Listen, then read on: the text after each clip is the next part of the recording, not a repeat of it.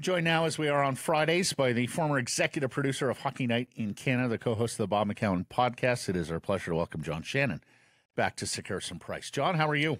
I'm great, boys. You? Mm-hmm. Fantastic. Have you ever had a hole-in-one? You know, I have played the game of golf for 58 years. I've hit the pin. I've never had a hole-in-one. I have never had a hole-in-one. Now, the way I'm playing now, I will never get a hole-in-one. But I've never had a hole-in-one, and now I see Shane O'Brien in Ireland has had a hole-in-one. I mean, what is going on? I mean, I'm not sure we're going to hear the end of this from O'Brien for the next 15, 16 years.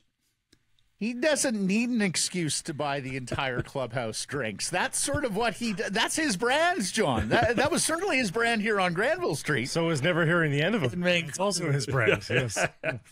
Well, if there was ever a marriage made for the media, it was Shane O'Brien and the world. So He wasn't Alain Vigneault's favorite guy here for a while there, but he was certainly willing to play ball with all of us. So we enjoyed the association. This guy over here, painfully close to a hole-in-one yesterday. Closest I've been. Yeah, absolutely.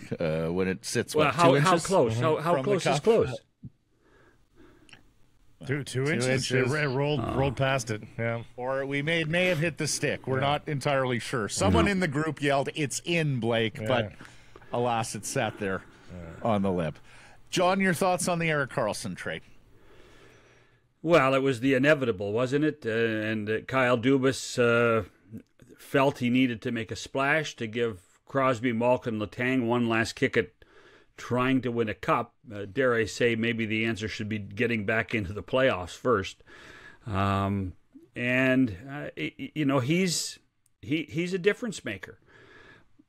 But 4 players can't win you the cup. They have a few holes that they have to fill. Sure, Jake Gensel's only going to miss 5 to 7 regular season games. But the problem that the Penguins had last year was lack of depth, and I think they still have those problems. What did you think of the return that San Jose got, and what did you make of Montreal getting in there as a broker? I was surprised to see Jeff Petrie agree to go back to Montreal. He had his best years in hockey in Montreal, and by the way, his family were media stars in Montreal. When you think about all the content we got out of his wife and his one of his children, I'm still wondering if Petrie will play there. You know, because last I checked, you can still make trades and you can still move bodies around. I mean, from that perspective, I think Montreal did fine. I'm not sure what San Jose did. I really am not. I mean, sure they got a couple of bodies, but those bodies weren't going to be long term in Pittsburgh. They were going to be part of the collateral damage of Kyle Dubas rebuilding the team.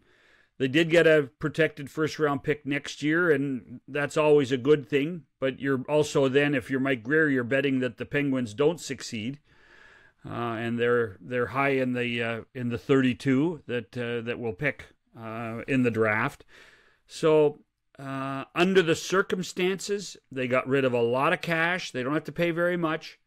And they got a draft pick. And I think in the end, when you look at what the return is, those are to be the 2 things that will keep the owner happy and probably be the best payback for the organization in the long term. The other news from earlier in the week was Matt Dumba signing with the Coyotes and on a pretty reasonable deal. What do you think the Coyotes are doing right now? We've been discussing that a little bit, that They actually might be okay, and they might actually be trying to be okay. It's funny. Last Thursday I spent some time with Bill Armstrong at a golf tournament here in Toronto, and he told me that they were close to getting Dumba that day. He also, they also were on the verge of getting the McBain arbitration hearing done and a settlement done. I think they are going to be better than most people anticipate, Blake. I think they're going to be a factor in that Central Division at least for a while. I don't know for how long, but for a while. It's all going to be up to goaltending. But just the fact that they're trying to be good is a revelation. Well, and their goaltending was decent last year. Sure was. Like, yeah. Vermelka was really good. Yeah, mm-hmm. he was solid. I think I think all of the politics aside, all of the franchise instability aside, Bill Armstrong's got an internal budget he's working with, and he's trying to make a good team. I mean, that's his job in all of this, and I think they're doing okay. The question of what is some of their big stars, will they end up staying long term, like Clayton Keller? Will he end up staying long term? I think is a question that has to be asked. But at this point, you know what? They're entertaining. That little barn is going to be home ice advantage for sure. They won't have the issue as they did last year, remember, of having that ginormous road trip to start the season. So they might become a bigger factor. So you're right. I joked with him, and he kind of smiled at me. He didn't really want to acknowledge it. I said, "You're going to love living in Salt Lake City." So, but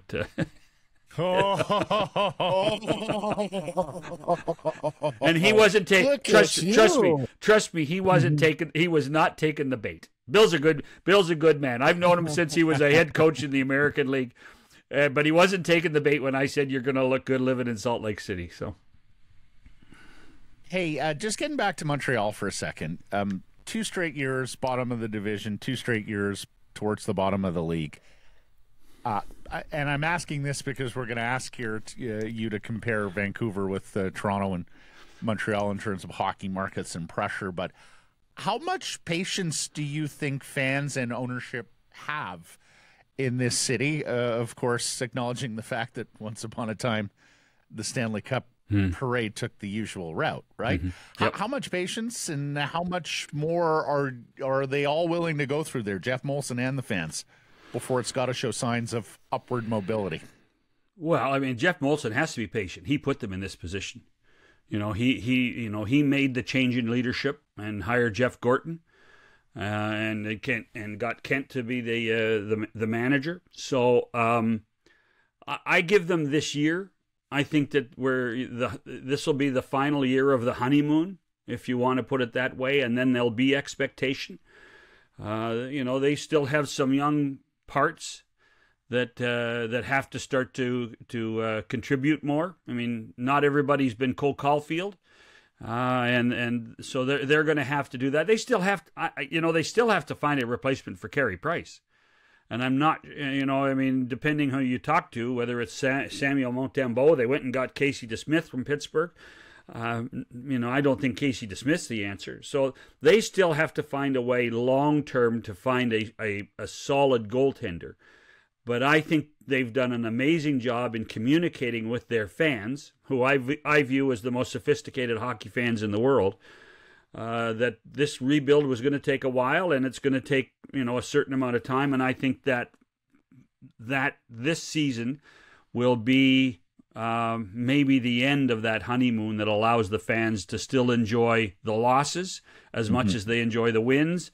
But a year from now, I think that there's going to be different expectations. And you were telling us before, because we mentioned to you that Frankie Corrado joined Wednesday and was telling us that he didn't think it was too dissimilar during his experience Vancouver, Toronto, in terms of the fan and media pressure. And, of course, Montreal involved in that as well. But you actually think Vancouver, Montreal, and Edmonton are the toughest markets in Canada. Explain. Well, when October comes in all 3 of those cities, there's and this is with all due respect to the CFL teams in all 3 of those cities, they're the focal point of the market. They are the market. The amount of content created in Vancouver, the amount of content created in Edmonton, and particularly the double amount of content created in Montreal in both languages, I think is inordinately tougher than it is in Toronto. Now, does it get tough in Toronto in playoffs when they don't perform? Sure it does, but it does in every Canadian city in the playoffs. But from October to April, I think that the other cities, other than Toronto, I'm not saying it's a country club, because it's not. There's always lots of media. There's always lots of analysis. but I think it's rather tame compared to what can happen, particularly in Montreal and Vancouver. I as you guys know, I mean, I think the sophistication of the media in Vancouver is highly regarded, so that when something happens at practice and the first question in the press conference to the coach is, hey, you pulled that guy aside for 3 minutes, what'd you talk about? That doesn't happen in every city. That happens in Vancouver, and it's even certainly in Toronto, people and Montreal. People might be surprised, John. People might be surprised that there was a time not too long ago when the hard questions were rarely asked in those press conferences in Toronto. The hockey mecca, the center of the universe, and I don't know if it was because Dryden was there for a long time and nobody dared to cross Ken Dryden. He wasn't there that long. He wasn't there that long. No, and I remember, the Al Strackens and Steve Simmons of the world throwing high heat at Pat Quinn and others. Sure. For talking to the beat reporters that were in those press conferences, I often heard them say, "I can't believe the questions that get asked in Vancouver." Like that, and not that they're offside questions, just that they're more pointed, more direct. And I think that, and quite frankly, I think if you look at where social media is with the fan bases, you get the sense of where that, I'm not sure I want to call it a mandate, but responsibility comes from, because there's a sophistication in the market in Vancouver that says, we're gonna hold the media accountable too if they don't ask the smart questions. I'm telling you, I'm not telling you something you guys don't already know. No, I mean you've lived this. And I've seen it from afar. And, when I used to do Vancouver regional games, and I would say something that I knew was factual, that the fan base wouldn't believe, the amount of call out I got was huge. And then you'd have to sit back and say, hey, guys, don't shoot the messenger. This is what they're thinking. This is what's going on. You may not like it, but that's a fact. Because, it's all about, in the end, it's all about sources, right, Maddie? My editorial Wednesday is still getting me yelled at from certain quarters on social media. Hey, listen, me too. That's part of doing media in this town. And I say it to our operation. I say it to people who are in the market. Part of the job here is being a punching bag. People are going to throw darts, and you can't respond to each and every one of them. So, either don't let it affect you or don't read it. You got one of two options. Well, I have a rule. If the person doesn't have their face on their account, then I don't have to respond. If they don't have the balls to put their face on the account, I don't have to respond. Yeah, I'm more inclined to respond to real people than otherwise. Here's what I'll say about the Toronto-Vancouver juxtaposition, having worked and covered both teams in both markets. I always got the sense that Leafs fans still retained optimism, still felt that eventually something was going to go their way. They were sort of conditioned into accepting, I say mediocrity, but for a lot of years there, it wasn't even mediocrity. And, of course, they never got close. No. Vancouver's been close. Vancouver Canucks fans, I think Donnie Taylor hits it on the head when he talks about the anticipation, impending doom is always around the corner. So, and I do think that makes them from time to time a little bit angrier than the counterparts in Toronto that are still somehow, some way keeping the faith, John. After 56 years. The Maple Leafs have become the Cubs. The Maple Leafs have become the Chicago Cubs of all those years. Lovable losers. Yes. Yeah. And so, 117 points in the regular season. Yeah, what are you going to do in the playoffs? Are you going to lose again in the playoffs? I mean, and that has been the refrain. I'm going to say something that the thing about Vancouver that you have to love is there's a chip on the shoulder. And there's a chip on the shoulder for a lot of reasons. One of it is that it's not Toronto, and it's the greatest wall in the history of mankind, the Rocky Mountains. Keep everybody out. But at the same time, that chip on the shoulder drives people to want to win, and that's a good thing. And I think that the fan base does in Vancouver is holds a ton of people accountable, and there's nothing wrong with that. Over the course of the last 3 seasons, JT Miller would rank, near the top. He's 15th in scoring over the last 3 seasons combined. Do you think that he's got that reputation league-wide of being one of the top players in the league over the last 3 seasons? I don't know that he's that recognized league-wide. The only place I think he is New York. I think Ranger fans know that JT Miller could put the puck in the net. I'm not sure that it was that way in Tampa, but I think that first evolution of Miller in New York, and when they had to give him up in one of those trades with the Lightning, I think Ranger fans still there's still a little bit of, God, I wish we still had JT Miller, because at the deadline there's always going to be that fan base that says, well, the Rangers should get JT Miller back. I think there is an appreciation for him in New York. I'm not sure there is anywhere else. But there's certainly an appreciation for JT Miller telling the truth everywhere. So that's the one thing I would say about that. You caught his interview, huh? What did you make of it? Good for him. I mean, come on. Those are the people we're dying to have on every club.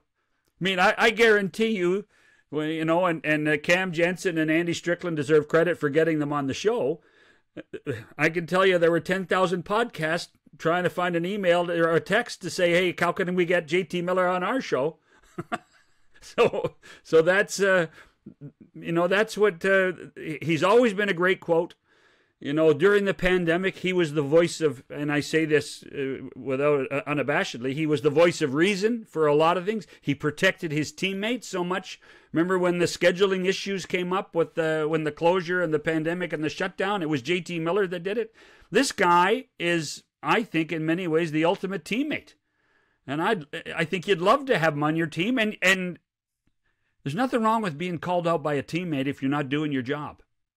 The funny thing is, I think he thinks he's misunderstood. But I think based on that interview, sure, he's fully understood. I think he wears everything on his sleeve. So I don't think he's misunderstood at all. I think we know exactly what he is. I think he's John Tortorella on skates. Yeah. Do you think he's captain material for the Vancouver Canucks? Do you think there's a chance that he wears the C when this is all said and done? Or do they have to turn it over to one of the young stars? I tell you what, I'm now of the realm that says, screw the captaincy. Forget it. I don't want a captain. I want rotating ace.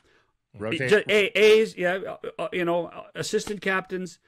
But you hear on every team now, talk about we're dealing with the leadership group. We're dealing with the leadership group, and that to me is I think integral to it. I mean, just because you have a captain doesn't mean you have good leadership. And I think that there's a group of guys, and I think the guy like Quinn Hughes, a guy like Pettersson, like a lot of the young guys on this club can learn from the veterans. And I think that you learn from the veterans is how to act as a group, how to act as 23, not as 2. Mm-hmm. And I think that I'm one of those guys that now advocates, unless you got a Sidney Crosby, unless you got Connor McDavid, don't force the issue of having a captain. This clip brought to you by Best Buy. For a low price guarantee, shop in-store or online at bestbuy.ca.